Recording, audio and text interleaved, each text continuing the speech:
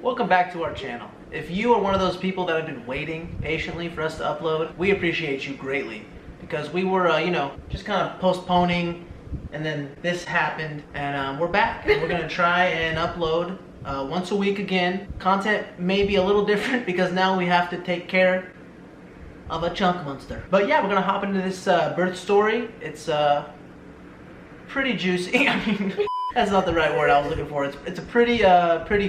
It was a great experience. It was brutal. It was brutal. Yeah. All right, let's do it. Okay, so Tuesday night around 11 p.m., Shawny started getting that contracty feeling. Shawny got that, that feeling. What feeling is it? Why are you trying to describe the feeling? It's like contraction. Shawny just started getting contractions, okay? Tuesday night around 11 p.m. We go to the hospital around 3 a.m. Wednesday morning, okay, just so you know, check in, see if everything's good, see how many centimeters she was dilated, and she ended up being only 2 centimeters dilated, but everything was good with, the baby and everything. No. She ended up being only,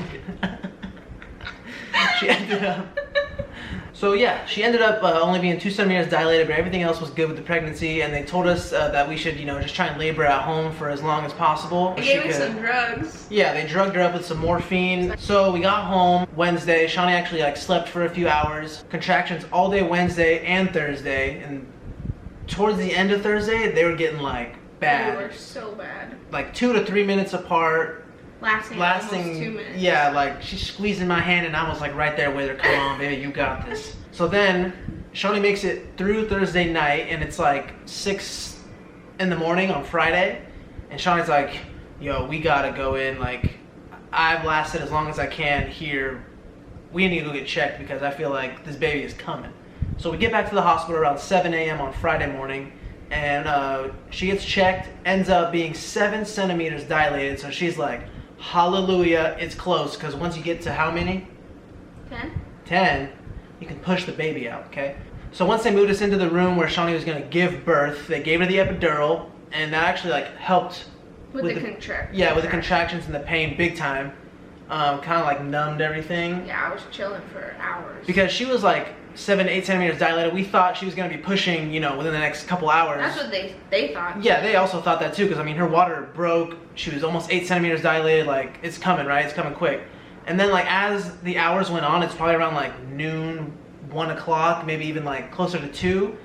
And it still is 8.5 centimeters. So they were kind of oh, something's not right. That's usually, it moves a little bit faster than that. They started giving me a little bit of Pitocin.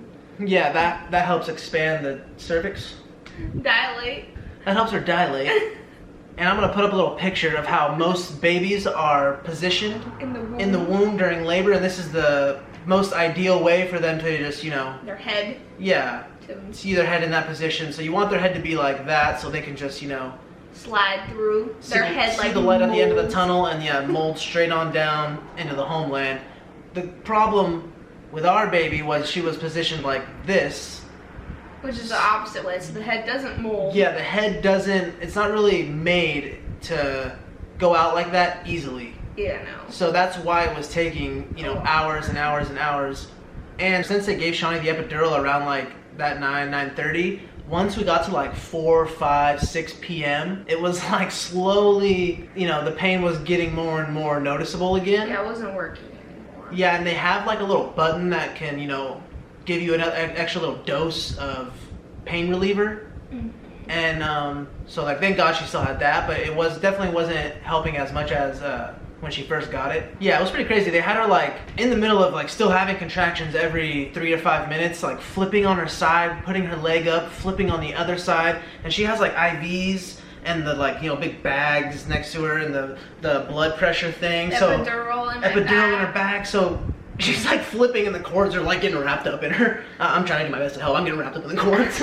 So remember, we got there at 7:30 a.m. Her water broke right after that. Checked into the room around 8:30. Epidural at 9. We think the baby's gonna be here around like noon, 1 o'clock, based on how much she was dilated. She was literally 8.5 centimeters dilated. They made it sound like, you know, things are moving on quickly. And then we hit this little block, and it was like a solid 5-6 hours. Then that puts us at around like 6:30 p.m. Yeah, you started pushing at like 6:30. And at this point, she was like just at that 10 centimeter mark where she's like, you know, you can start pushing. And they realized that the baby was the wrong way.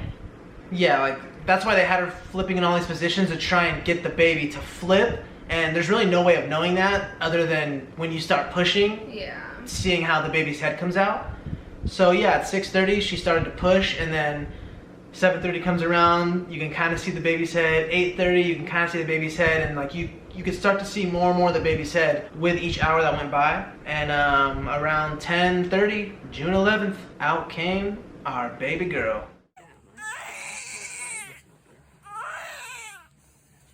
She looks like Tupac. I know. I had a leg here, head here. He's folding me. Yeah, because they want her to basically, they want her to hold both legs and then put her chin into her belly. But just that alone, I'm tired from just doing that. So you can imagine the biceps that she was feeling while doing that. Not to mention crunching her abs when she has a little 7-pound dumpling in there, a little pot sticker. So yeah, I had a leg, I had her head, and I was just lawn chair folding her every time that she had to push. Lawn chair fold, you know? Lawn chair fold. And sure enough, I got her out.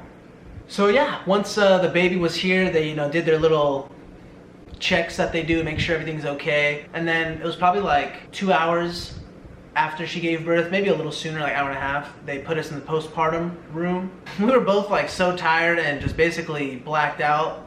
We don't even remember a whole lot of like the night that she was here. Like we went into the postpartum room around 12:30. That whole night was a blur because there's people coming in and out. So many people. We're like in and out of sleep. They just leave the baby in there with you. Figured out. Good luck. Yeah. Wyatt was trying to swaddle. Yeah. Oh man, I'm a swaddle king now, but it ain't no easy task at first. She got her first bath. She was loving it. And the next day was a Saturday. We basically had our first full day because they want to keep you for at least 24 hours after you have the baby. So Shawny had the baby at Friday, or on Friday at 10:30-ish. Yeah, 10:24. Yeah, 10:24 exactly. So we had to stay until Saturday, 10:24, and then most likely we were able to leave Sunday morning if everything goes as planned.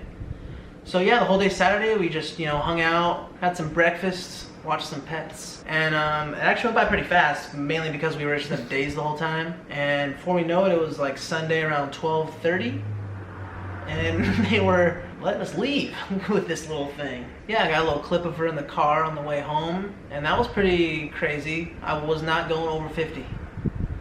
Never going over 50 again. Yeah, although there were some, you know, challenges and difficulties, it still ended up... It was a really good experience. Yeah, definitely. So yeah, we hope you enjoyed that. We're mainly just happy that Shawny was healthy and the baby was healthy and everything turned out okay. So yeah, you can expect to see more of our baby. If you're curious to know the baby's name, click on the link below. Go follow Shawny on Instagram.